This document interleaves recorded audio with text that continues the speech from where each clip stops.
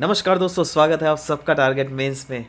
आज की क्लास में हम लोग देखेंगे सबसे पहला आर्टिकल यहाँ पे माइग्रेशन के रिलेटेड आया हुआ था पेपर में ऑफ कोर्स। और अगर आप अपने सिलेबस भी उठा के देख लीजिएगा तो paper 1 human geography, paper 2 Indian geography, दोनों में माइग्रेशन के बारे में प्रॉपरली मेंशन किया हुआ है। राइट।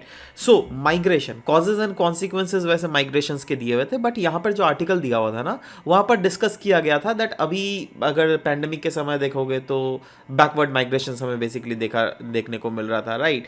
बट माइग्रेशन को देखते हुए सरकार जो है बहुत ज़्यादा लेथार्जिक है, कुछ कानून नहीं बनाती है। क्यों? क्योंकि सरकार का उतना ज़्यादा मतलब वोट बैंक पॉलिटिक्स जो है माइग्रेटेड जो पीपल है उनमें उनको दिखता नहीं है। क्योंकि आप खुद सोचो ना, अगर कोई माइग्रेट करके दिल्ली गया, राइट, कोई सोचो माइग्रेट करके दिल्ली आया, अब इनका तो ये तो वोट दे ही नहीं पाएंगे ना दिल्ली के पॉलिटिशियंस को। राइट। तो पॉलिटिशियंस इनके बारे में कुछ करे ही क्यों? आप खुद भी सोचो। राइट।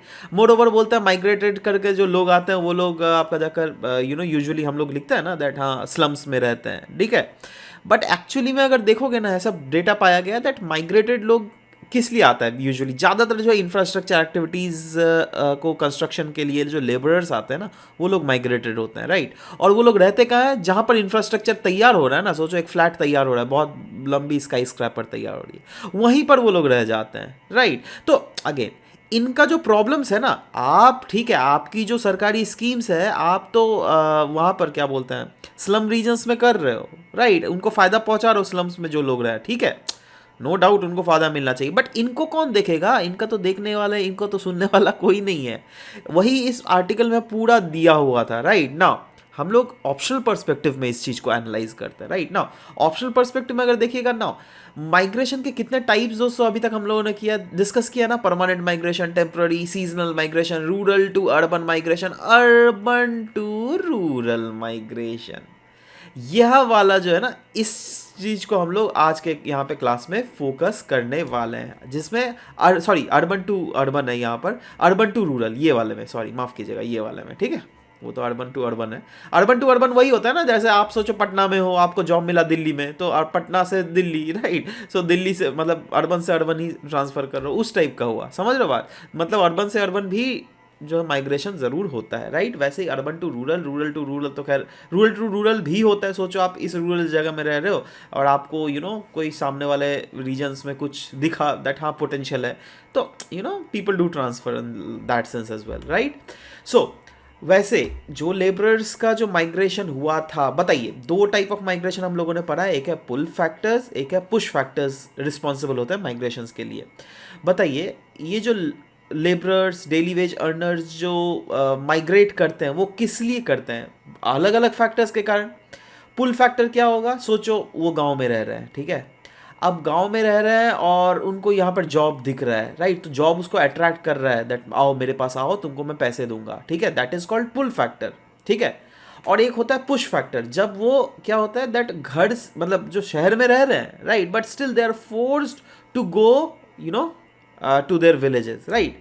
वह कब हुआ था बताइए? तो कोविड-19 के समय। जी हाँ, कोविड-19 के समय जो है ना, यही पुश फैक्टर काम दिया था, जहां पर रीजंस क्या क्या थे? एक तो लाइफ के ऊपर थ्रेट था, एक तो हमें एपिडेमिक, कोविड-19 इतना पैंडमिक वो हो गया था। अगेन एपिडेमिक का बड़ा भाई होता है पैंडमिक, हम लोगों ने जब क्लासेस डिस्कस करते हैं इसी टाइप से पढ़ते हैं। राइट।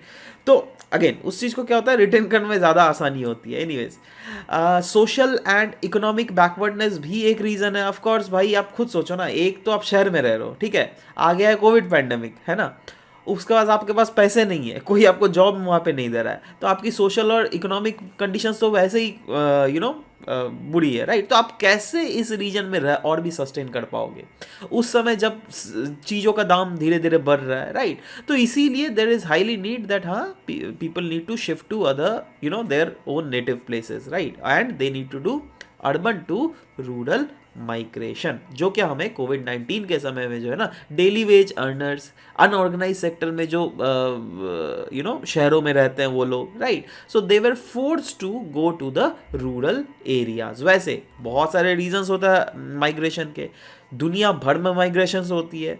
एक मैं आपको जस्ट एक अलग सा यहाँ पे एक ज्ञान देना चाहता हूँ बेसिकली दैट एजुकेशन के लिए, पता है माइग्रेशन सबसे ज़्यादा कहाँ से होता है? इंडिया से होता है। बहुत ही ज़्यादा बच्चे जो है इंडिया को छोड़ के डिफरेंट अदर प्लेस जैसे यूक्रेन आप ले लो, ऑस्ट्रेलिया दे लो, यूएसए, यूरोपियन कंट्रीज बहुत ही ज़्यादा जाते हैं। ठीक है, सो अगेन ये जस्ट एक फैक्चुअल बात है जो क्या if you can retain if you at all want to. Now ये वाला जो आर्टिकल था ना दोस्तों, यह माइग्रेशन की जो वेरियस हम लोगों ने थ्योरीज पढ़ा है जिसमें gravity model and various other model, जिसमें एक रेवेस्टीन लॉ ऑफ माइग्रेशन भी था, ये भी एक मॉडल ही है जिसमें ये भी काइंड ऑफ माइग्रेशन थ्योरी है, one of the migration theory. ठीक है, अब रेवेस्टीन मॉडल जो है उसमें अराउंड इन्होंने 9 माइग्रेशन के एस्पेक्ट्स को डील किए थे, राइट। और 9वां माइग्रेशन ऑफ एस्पेक्ट क्या था? More migration happen from rural areas as compare to urban areas, right. But कोविड-19 के समय वाला पीरियड आप बताइए, क्या Ravenstein law of migration nullify हुआ था? एब्सोल्युटली। सिर्फ और सिर्फ डेली वेज अर्नर्स ही नहीं, इनफैक्ट जो बड़े बड़े लोग हैं ना, वो लोग भी अपने गांव में शिफ्ट कर रहे थे। जी हाँ, क्योंकि देखो शहर मतलब क्या? High urban density. High urban density मतलब क्या? There is a high risk of contamination, right. अब दिल्ली में देखो ऑलमोस्ट हर घर में कोविड हो गया था, ऑलमोस्ट, है ना। तो लोग क्या कर रहे थे, दैट दिल्ली छोड़ के जा रहे थे या अपने गांव में शिफ्ट कर रहे थे, दैट भाई रह जाऊं। गांव का एरिया ऐसा होता है ना जहाँ पर खुले खुले लोग रह सकते हैं, दूर दूर में घर होता है, कोई टेंशन नहीं होता है, राइट। तो समझ रहे हो, तो मतलब क्या हम लोग बोल सकते हैं दैट हाँ वो ऐसा सिचुएशन था जब रेवेस्टीन लॉ ऑफ माइग्रेशन का एक एस्पेक्ट को इस पैंडमिक ने नलीफाई किया था। एब्सोल्युटली बोला ही जा सकता है, राइट। तो जस्ट एक अलग सा ऐसे ही आप अलग अलग अगर ज्ञान आपको पाना है ऑफ कोर्स ज्योग्राफी ऑप्शनल के साथ, तो आप हमारे बैच भी एक्सेस कर सकते हैं जहाँ पर पूरे 20 के 20 यूनिट्स कवरेज किए जाएंगे। कभी भी आपके कोई भी डाउट्स होंगी we will make sure to cover that up as well. 24/7 classes accessibility दी जाएगी। आप कभी भी एडमिशन्स लेना चाहे तो please you can any time contact these numbers and yeah don't forget to use this referral code if you at all want to get more discounts on our courses, right. So yeah चलो आगे बढ़ते हैं। Next है 2 killed in landslides, है ना। मेघालय में landslide हुआ था, इसीलिए 2 लोगों की मृत्यु हो गई थी ना। ये मैं क्यों डिस्कस कर रहा हूँ, क्योंकि पेपर 2 इंडियन ज्योग्राफी में कंटेम्प्रेरी टॉपिक्स जो है ना, वहाँ पे ecological issues and environmental hazard, उसमें सबसे पहला जो टॉपिक है वो लैंडस्लाइड्स के बारे में ही है। और हमें पता भी रखना है दैट इंडिया में कौन कौन से ऐसे रीजन्स है which are more prone to landslides. जैसे ये रीजन देख लीजिए, ये देखिए वेस्टर्न घाट के ये रीजन देखिए, अराउंड 1 लाख स्क्वायर किलोमीटर का रीजन है, राइट।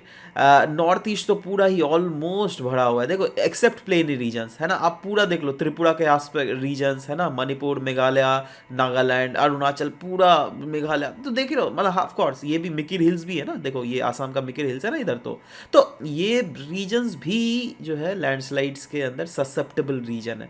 तो क्या हम बोल सकते हैं that region as a whole अगर देख लीजिएगा तो नॉर्थ ईस्ट एक ऐसा रीजन है which is more prone to landslide as compare to different other region. क्योंकि यहाँ पर भी देख लीजिए ना, अगर आप एब्सोल्यूट टर्म्स में भी देख लीजिए 1.8 लाख स्क्वायर किलोमीटर का रीजन जो है it is prone to landslide, right. Here अगर आप देख लीजिएगा 1.4 lakh square kilometre of the region is still prone to landslide. Next, तो वो जस्ट आपको रीजनल एस्पेक्ट को देखो, क्योंकि रीजनल ज्योग्राफी हम लोग डिस्कस करते हैं, right. So I make sure that इस चीज़ को आपको ऐसे करके डिस्कस करो, क्योंकि this is what you need man, this is what you need. अगर बाई चांस जीएस में भी क्वेश्चन आ गया ना तो भी आप इसको डायग्राम को बना के आ सकते हो, राइट। और ऑफ कोर्स ऑप्शनल में तो खैर है ही, कोई टेंशन ही नहीं है। Next is BrahMos sale to Philippines a bilateral ties. चलो वो हम लोग नहीं देख करते हैं क्योंकि ये टॉपिक हम लोग बोल सकते हैं दैट इंटरनेशनल रिलेशंस का है। तो इंटरनेशनल रिलेशंस की जब भी हम लोग जियो पॉलिटिक्स की बात करें तो एक सबसे बड़ा जो ज्योग्राफी ऑप्शन का टॉपिक हमारे सामने आता है वह आता है, क्या है बताइए? रिमलैंड एंड हर्टलैंड थ्योरी, या फिर heartland and rimland theory to be specific. ना इस थ्योरी को मैंने ना कम तो यहाँ पर 5-6 बार अच्छे से डिस्कस किया है, रगड़ रगड़ के डिस्कस किया है। आप लोगों में से मैं रिक्वेस्ट करना चाहता हूँ, आज एक डिमांड मैं अपने तरफ से भी रखना चाहता हूँ। पहले तो अगेन इस वीडियो को लाइक ज़रूर करना, बट आप मेरा डिमांड ये है दैट आप लोगों में से जो सीरियस स्टूडेंट्स हैं ना, एटलीस्ट वो ज़रूर लिखिए दैट कैसे कैसे आप इस टॉपिक को ब्रह्मोस सेल, दैट इज़ हम लोग जो है फिलीपींस को जो है ब्रह्मोस बेच रहे हैं, राइट। जो क्या एक प्रोजेक्ट है between India and Russia, right. ना आपको बतलाना है दैट ये कैसे इस रीजन के जियोपॉलिटिक्स को चेंज कर सकती है, रिमलैंड के थ्योरी को ये कैसे इन्फ्लुएंस कर रही है, right. So that is what I want from you. If you at all are a serious, of course नीचे कमेंट सेक्शन में प्लीज लिखिएगा। So this was all about the discussion that we had for this very session. मिलते हैं next class में, till then bye bye, take care and thank you guys, thank you for listening to our video, thank you very much.